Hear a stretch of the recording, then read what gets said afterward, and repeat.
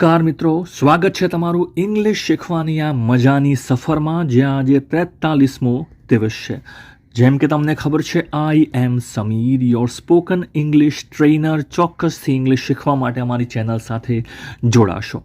આજે તમને શું શીખવાનું છે? આજે શીખવાનું છે ક્રિયાપદના રૂપો. દરેકે દરેક કાળમાં, ત્રણેય કાળમાં આ અલગ અલગ કેમ વપરાય છે, રૂપો શું છે, એ આજે તમને ચોક્કસથી આવડશે. સૌથી મોટી મૂંઝવણ કે આ રૂપો ક્યારે વપરાય, આઈએનજી કોને લાગે, કયું રૂપ ક્યારે વપરાય, બધું જ આજે તમને ખબર પડશે. તો સૌથી પહેલાં કોઈ પણ ક્રિયાપદની વાત તમે કરો ગુજરાતીમાં, જેની પાછળ વુ આવતો હોય છે, મોટા ભાગે લખવું, કૂદવું, નાચવું, ઊંઘવું, તમે જે પણ બોલો ને, ખાવું, પીવું, આ બધામાં પાછળ વુ આવતો હોય છે, મોટા ભાગે તમે જોશો. એને શું કહેવાય છે? એને ક્રિયાપદ કહેવાય છે. ઇંગ્લિશમાં ક્રિયાપદને આપણે કહીશું વર્બ. ઉચ્ચારણો થશે વ અને બ, વર્બ. વર્બ એટલે ક્રિયાપદ. એને ટુ સાથે લખાતું હોય છે. જેમ કે તમે અહીંયા લખ્યું છે ટુ રાઇટ. ટુ રાઇટ, ડબલ્યુનો ઉચ્ચાર નહીં થાય આમાં. ટુ રાઇટ એટલે લખવું. તો યાદ રાખો, ટુ સાથે જે લખાય એ હંમેશા સાદું રૂપ કહેવાય છે. જેમાં વુ આવતું હોય છે, સાદું રૂપ કહેવાય છે. આને આપણે કહીશું V1. શું કહીશું? V1. અને આને બીજું કહી શકાય સિમ્પલ, એટલે કે સાદું રૂપ. આટલું યાદ રાખવાનું છે. સૌથી પહેલાં ક્રિયાપદનું કોઈ પણ રૂપ તમે લો, જેમ કે ટુ રાઇટ. આ ક્રિયાપદના છે ને 3 રૂપો હોય છે, કુલ 3 રૂપો હોય છે. પહેલું રૂપ કયું છે? V1. આટલું તમને આવડવું જોઈએ. બીજું રૂપ કયું છે? V2. આ બધું જ તમને આવડશે આજે, શાંતિથી વિડીયો પૂરો જુઓ. V2 બીજું રૂપ છે. અને ત્રીજું રૂપ છે V3. તો કોઈ પણ તમને પૂછે ક્રિયાપદના 3 રૂપો કેટલા, તમે કહી શકો હા ભાઈ 3 રૂપો છે, V1, V2, V3. નામ શું છે એવું તમને હમણાં જ કહું છું, પણ આટલું સમજી લો. અને બીજું આઈએનજી પણ લાગતું હોય છે. તો આઈએનજી કોને લાગે? હંમેશા પહેલું રૂપ જે હોય ને, સાદું રૂપ, એને જ આઈએનજી લાગતું હોય છે. તો સૌથી પહેલાં આટલું આપણને આવડવું જોઈએ. તો ચલો આગળ સમજીએ. ક્રિયાપદનું જે પહેલું સાદું રૂપ છે એને શું કહેવાય છે? Base form. Base form. ક્રિયાપદ આપણને આવડવા જોઈએ. જેટલા ક્રિયાપદ તમને વધારે આવડતા હશે, એટલું તમે સારી રીતે ઇંગ્લિશ બોલી શકશો.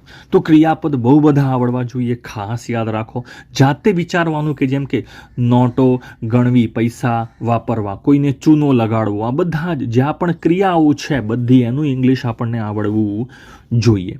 તો બેઝ ફોર્મ જોઈ શકો છો, બધામાં પાછળ વુ આવે છે. આને શું કહીશું? બેઝ ફોર્મ, સાદું રૂપ છે. આને શું કહીશું? V1. તો V1 આવડવું જોઈએ.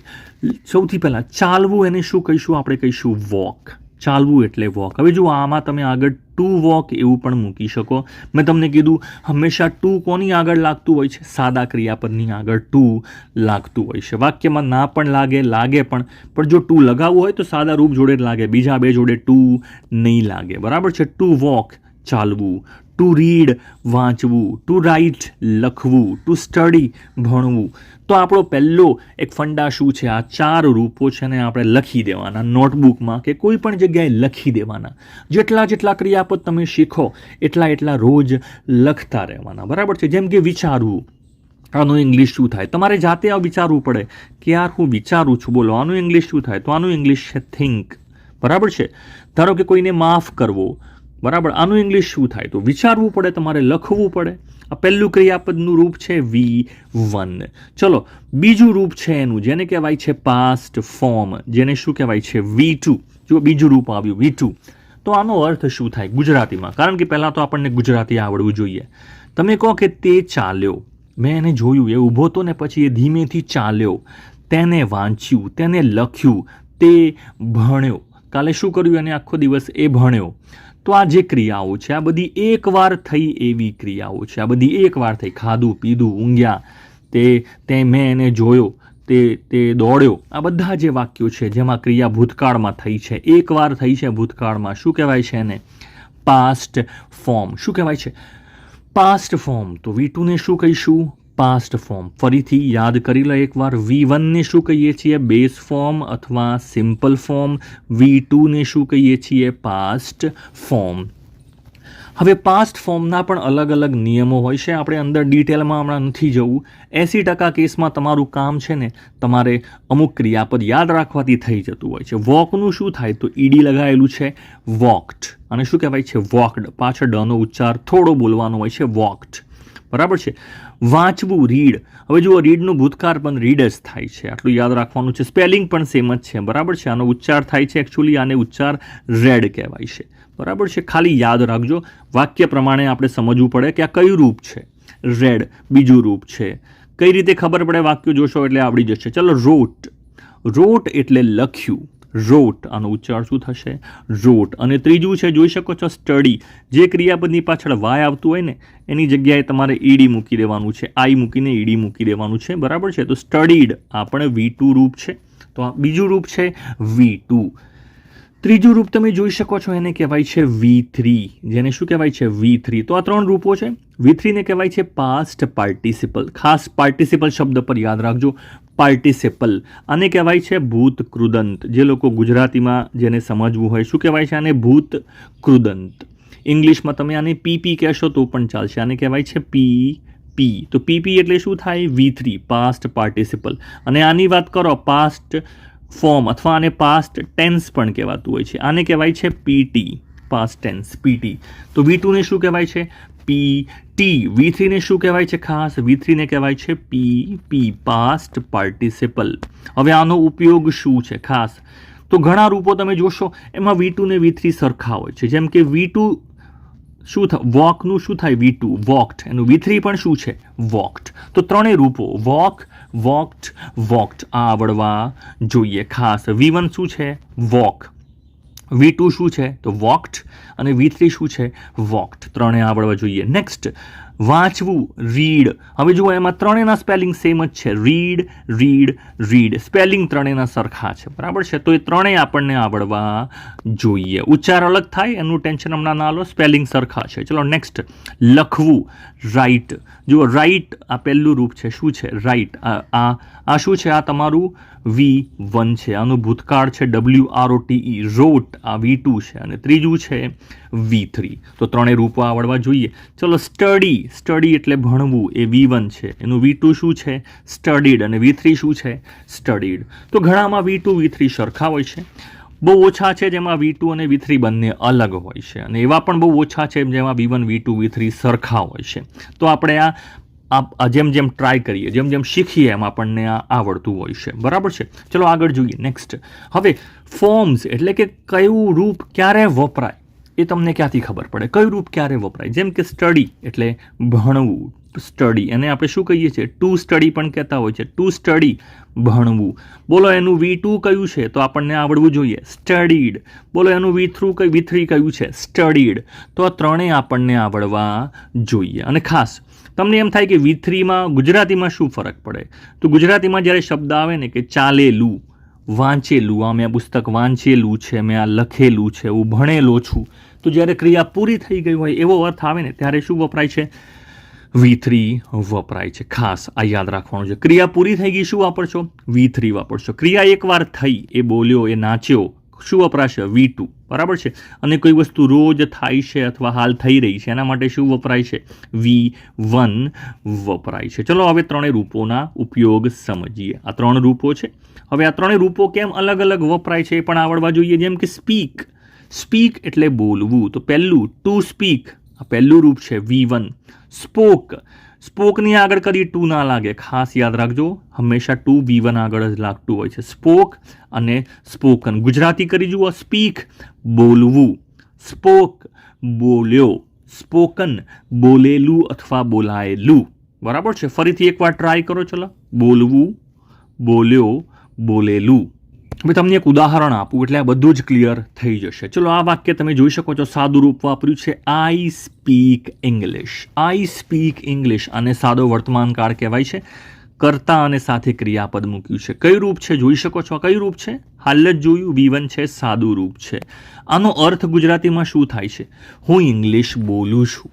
હું ઇંગ્લિશ બોલું છું. અહીંયા ઇંગ્લિશ તમે ગુજરાતી મૂકી દો. આઈ સ્પીક ગુજરાતી, મતલબ હું ગુજરાતી બોલું છું. કયું રૂપ છે? બોલો. સાદું રૂપ. અર્થ થાય છે હું આ વસ્તુ રોજ કરું છું, એ અર્થ થાય છે. ચલો, તમારે કેવું છે કે હું ગુજરાતમાં રહું છું, તો સ્પીકની જગ્યાએ તમે શું મૂકશો? આઈ લીવ મૂકશો. લીવ સાદું રૂપ મૂકવું પડશે. આઈ લીવ ઇન ગુજરાત, તમારે એ મૂકવું પડશે. ચલો બીજું, આઈએનજી લાગતું હોય તો કોને લાગતું હોય છે? આઈએનજી પણ સાદા રૂપને જ લાગતું હોય છે. તો સ્પીકને તમે આઈએનજી લગાવશો, સ્પીકિંગ બનશે. વાક્ય જુઓ, અહીંયા ચાલુ ક્રિયા છે. ચાલુ ક્રિયામાં શું આવે? ઇઝ, એમઆર અને આઈએનજી વપરાતું હોય છે, બધાને ખબર જ હશે. આઈ એમ સ્પીકિંગ ઇંગ્લિશ. હવે આનો અર્થ શું છે? હું અત્યારે ઇંગ્લિશ બોલી રહ્યો છું. ખાસ સમજો. જુઓ અહીંયા અર્થ શું છે? આનો અર્થ એવો છે, હું રોજ ઇંગ્લિશ બોલું છું. અહીંયા ઇઝ, એમઆર નથી વપરાયું, આઈએનજી પણ નથી વપરાયું, સાદો વર્તમાન કાળ છે. અહીંયા વિચારો, હું હાલ બોલી રહ્યો છું. આઈ એમ સ્પીકિંગ ઇંગ્લિશ, હાલ ભણાવવાનું ચાલુ છે. આઈ એમ ટીચિંગ ઇંગ્લિશ, હું અત્યારે તમને ઇંગ્લિશ ભણાવી રહ્યો છું. તો આ પણ જુઓ સાદા રૂપને આઈએનજી લાગે છે. આ સાદું રૂપ છે. તો ચલો, V2 ક્યારે વપરાય? પાસ્ટનું જે રૂપ છે V2. સ્પીકનું શું છે? સ્પોક. તો જુઓ, આઈ સ્પોક ઇંગ્લિશ. હવે તમારે સમજવું પડે કે આ સ્પોક જોઈને ખબર પડવી જોઈએ કે આ કયું રૂપ છે? આ V2 છે. V2 એક જ કાળમાં વપરાય છે ને એ છે સાદો ભૂતકાળ. જ્યારે વસ્તુ એકવાર ભૂતકાળમાં થઈ હોય ત્યારે. હું ઇંગ્લિશ બોલ્યો, આઈ સ્પોક ઇંગ્લિશ. આપણે ગુજરાતીમાં વાત થાય છે કે તમે શું બોલ્યા? પેલો તો ગુજરાતી બોલ્યો, ભાઈ હું છે ને ઇંગ્લિશ બોલ્યો. આઈ સ્પોક ઇંગ્લિશ એટલે જે વસ્તુની વાત ચાલી રહી છે એમાં હું ઇંગ્લિશ બોલ્યો. આઈ સ્પોક ઇંગ્લિશ. તમારે કેવું છે કે મેં એને કીધું. તો જુઓ, કહેવું એના માટે ઇંગ્લિશમાં શું છે? ટેલ. અને બીજું ભૂતકાળ છે એનું ટોલ્ડ. અને ત્રીજું રૂપ પણ છે ટોલ્ડ. તો આઈ ટોલ્ડ હિમ. અહીંયા શું આવશે? આઈ ટોલ્ડ હિમ. આઈ ટોલ્ડ હિમ મતલબ મેં એણે કહ્યું, મેં એણે કીધું, એક વાર કીધું. આઈ ટોલ્ડ હિમ, મેં એણે કીધું પણ એને ના કર્યું. તો જો આ ભૂતકાળનું વાક્ય છે, બીજું રૂપ વપરાય છે. ચલો અહીંયા જોઈ શકો છો, આઈ સ્પોક ટુ હિમ. હવે આ વાક્ય જોઈને ખાસ સમજો, કયું રૂપ છે? સ્પીકનું બીજું રૂપ છે સ્પોક. તો આ વાક્ય સાદા ભૂતકાળનું વાક્ય છે, મતલબ કે ક્રિયા એકવાર થઈ. આઈ સ્પોક ટુ હિમ, મેં તેને એકવાર કહ્યું. મેં એણે કીધું. અબાઉટ યુ, તારા વિશે કીધું. તો વાક્યનો અર્થ શું છે? મેં એને તારા વિશે વાત કરી હતી, હું એના જોડે તારા વિશે ચર્ચા કરી હતી. I spoke to him about you, એ અર્થમાં આ વાક્ય છે. આ V2 રૂપ છે, ખાસ યાદ રાખજો. હવે V3 રૂપમાં ખાસ શું યાદ રાખવાનું છે? તો એના માટે હમણાં એક નિયમ યાદ રાખો. V3 મોટા ભાગે તમે જોશો ક્યારે વપરાશે? તો હેવ જોડે વપરાય છે. હેવ સાથે V3 વપરાય છે, બરાબર છે. જો વર્તમાન કાળ હોય, હેવ સાથે V3 વપરાય છે.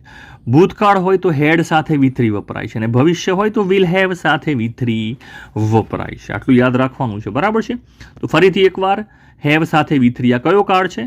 આને કહેવાય છે, આ બધા જ યાદ રાખો. હેવ સાથે V3 વપરાય ને, હેવ હેડ સાથે, આને કહેવાય છે પૂર્ણકાળ. અને કયો કહેવાય છે? પૂર્ણકાળ.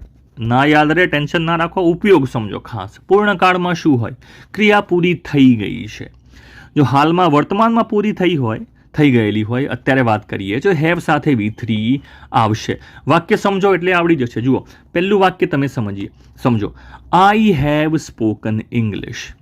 આનો અર્થ થાય છે કે હું ઇંગ્લિશ બોલેલો છું. તમને કોઈ કહે છે કે ભાઈ સ્ટેજ ઉપર જવાનું છે, તમે કદી ઇંગ્લિશ બોલેલા છો આજની પહેલાં?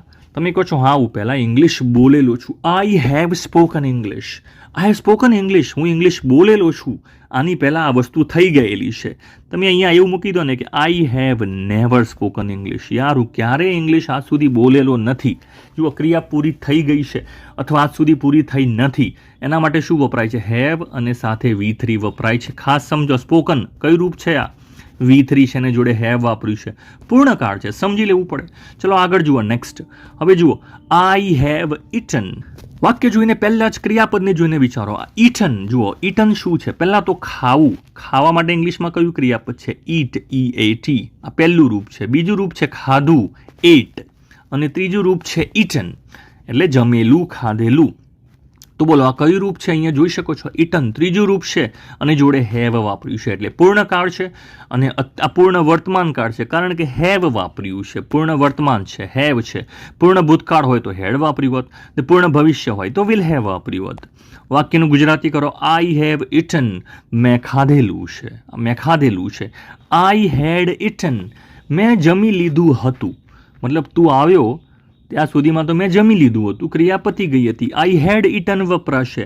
અને તમારે કેવું છે કે તમે કાલે આવશો સવારે 9 વાગે, ત્યાર સુધીમાં મેં જમી લીધું હશે. I will have eaten. બહુ ઓછું વપરાય છે આ કાળ, તો પણ યાદ રાખો, વિલ હેવ સાથે ઇટન આ રીતે વપરાય છે.